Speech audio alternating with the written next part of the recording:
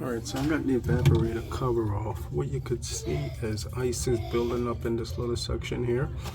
I can tell the defrost system is working because everything is within specification.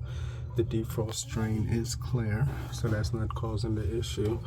What it seems to be is warm air infiltrating in this section here that's coming down. This is where the refrigerant tube comes in. You see the wiring connection here, wiring connection over here, and it looks like there's warm air infiltrating coming in this corner here that's causing this ice buildup here. That's the defrost sensor, so everything is within specification, but that ice accumulation there is not normal. That's not supposed to happen. It only happened because of air infiltration, and you can see where the conduit comes in here. Could be leaking there because all of this that melt down used to be all up here.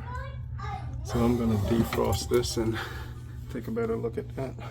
Alright, so I got that little piece of ice off. You could see what happened over time. All of this insulation here. See, I'm gonna take some of that off because I don't want it to fall out in the drain. But you see all of this gooey stuff here.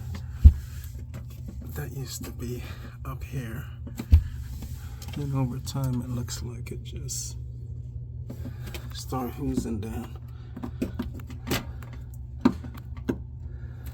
But yeah, this ice buildup is not supposed to happen here, and it looks like it's coming because of the exterior cabinet.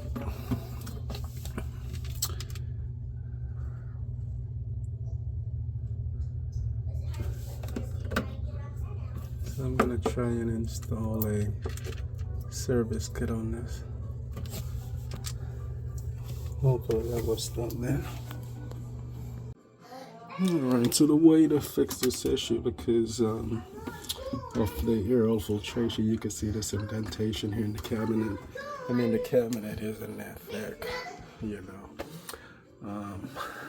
So I'm adding a secondary low voltage heater and then tie that onto the defrost system. That way it will prevent ice from building up in this section here, and that will permanently fix the issue. All right.